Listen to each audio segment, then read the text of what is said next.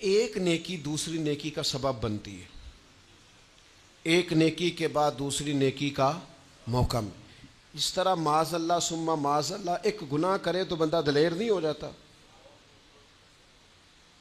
کہ چلو یار ایک کر لے۔ ہمارے بزرگوں نے لکھا ہے کہ آپ کی نماز قضا ہو جائے تو کسی کو بتائیں نہیں میری قضا ہو گئی، پھر تو وہ کہے گا چلو میں بھی قضا کر لیتا ہوں۔ آپ کوئی گناہ کریں تو گناہ کا اعلان، کوئی غلطی ہو جائے تو چھپائیں، بتائیں نہیں، ورنہ دوسرے بھی دلیر ہو جائیں۔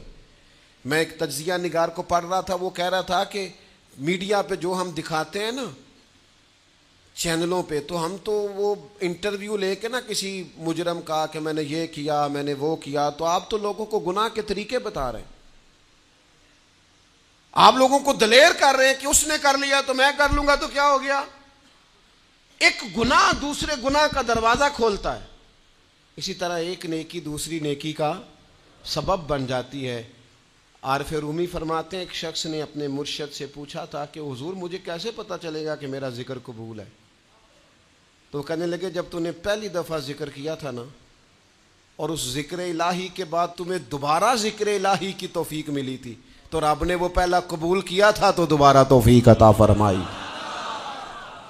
اس کے حضور وہ قبول ہو گیا، دوبارہ تمہیں توفیق عطا کر دی۔ ایک نیکی دوسری نیکی کا سبب۔ اگر آپ نیک ہونا چاہتے ہیں تو نیکیاں کرنی شروع کر دیں۔ بعض دوستوں سے کہتے ہیں داڑھی شریف رکھ لیں تو کہتے ہیں ابھی میں نیک نہیں ہوں، تو میں نے کہا داڑھی رکھ کے تو بندہ نیک ہوتا ہے، اب رکھیں گے تو نیک ہو جائیں گے، شروع تو کریں۔ آپ کو اس کا لحاظ ہوگا کہ یار اب میں نے داڑھی بھی رکھی ہوئی۔ ایک نیکی دوسری نیکی کا رستہ کھولتی ہے، ایک نیکی دوسری نیکی کے لیے راہ کو کشادہ کرتی۔ اگر نیک ہونا چاہتے ہیں تو یہ روحانی قانون یاد رکھیں کہ ایک نیکی دوسری نیکی کا سبب بنے گی۔ امام طبرانی روایت لائے ہیں، نبی پاک علیہ السلام کے حضور ایک شخص نے عرض کیا تھا کہ یا رسول اللہ صلی اللہ تعالی علیہ وسلم، دور جاہلیت میں نے 360 بچیوں کو زندہ درگور ہونے سے بچایا ہے۔ ان کے ماں باپ اور ان کا باپ جو تھا وہ معاذ اللہ ان کو زندہ دفن کرنا چاہتا تھا، میں نے اونٹ دے کر بچیوں کو بچایا اور پھر میں نے ان کی پرورش بھی کی۔ تو یا رسول اللہ صلی اللہ علیہ وسلم میں نے 360 بچیوں کی جان بچائی ہے، مجھے اس کا اجر ملے گا؟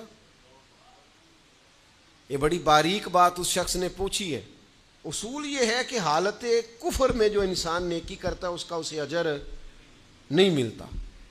اجر کے لیے ایمان ضروری ہے، ایمان پر اجر مرتب ہوتا ہے، جس کا ایمان نہیں اس کو اجر نصیب شرط ہے کہ بندہ مومن ہو تو اس کے نیک اعمال قبول۔ اب یہ سوال کیا کر رہے ہیں، ذرا باریک بات ہے سمجھے۔ یا رسول اللہ صلی اللہ تعالی علیہ وسلم، کیا مجھے اللہ اجر دے گا؟ میں نے دور جاہلیت میں 360 بچیوں کو زندہ درگور ہونے سے بچایا ہے، اس کا مجھے اجر ملے گا؟ قربان جائیں، حضور فرماتے ہیں انا افصح العرب، میں عربوں میں سب سے زیادہ فصیح و بلیغ ہوں۔ اس نے کہا حضور اجر ملے گا؟ تو حضور فرمانے لگے تمہیں تو اجر مل گیا ہے۔ وہ حضور سے پوچھتا ہے یا رسول اللہ میں نے 360 بچیوں کی جان بچائی ہے، زندہ درگور ہونے سے بچایا، اجر ملے گا؟ حضور فرمانے لگے تمہیں تو مل گیا ہے۔ او بھائی مل گیا ہے نا، حضور کے سامنے بیٹھا ہوا ہے، اس سے زیادہ بھی کوئی اجر ملنا ہے؟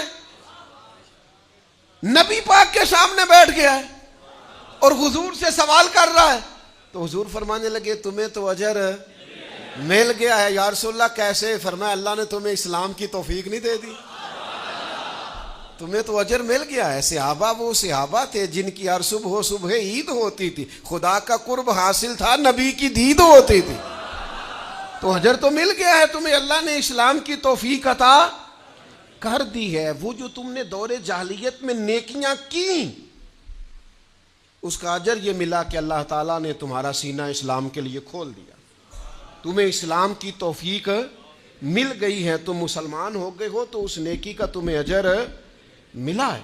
زندگی بھر یاد رکھیں، آپ نیکی کریں گے تو نیکیوں کے رستے کھل جائیں گے، آپ تقوی کی راہ پر چلیں گے تو آپ کا سینہ اللہ تعالیٰ کھول دے گا عبادت کے لیے۔ ایک نیکی دوسری نیکی کا سبب، اس لیے حضور علیہ السلام نے فرمایا تم نے نیکی کو کبھی حقیر نہیں سمجھنا. کچھ نہ ہو سکے تو بھائی سے مسکرا کے ملاقات ہی کر لو. چھوٹی سے چھوٹی نیکی کو بھی چھوڑیں, حریص ہو جائیں نیکیوں کی. نیکیاں کریں گے تو آپ محسوس کریں گے کہ ایک روحانی ضابطہ قائم ہو گیا ہے کہ اس نیکی کی وجہ سے اللہ تعالیٰ مزید نیکی کی توفیق عطا کر رہا ہے.